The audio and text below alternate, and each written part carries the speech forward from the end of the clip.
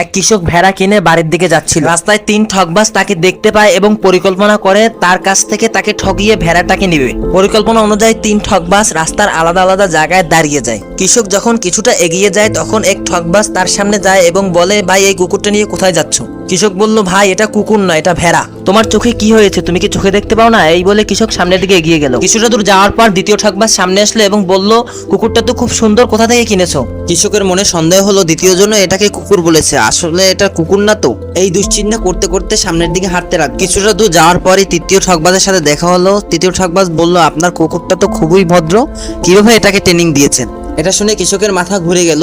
সে ভাবলো আসলেই এটা কুকুর। এজন্য সে ভেড়াকে জঙ্গলেই ছেড়ে দিল এবং খালি হাতে বাড়ির দিকে চলে গেল। এভাবে 3 ঠকবাজ কৃষকের ভেড়া হাতিয়ে নিল। তোমার সবচেয়ে বড় শক্তি নিজের উপর আত্মবিশ্বাস। জীবনে তখনই ঠকে যাবে যখন অন্যের কথা মতন চলবে। তোমার মতামত কি? কমেন্টে জানাও।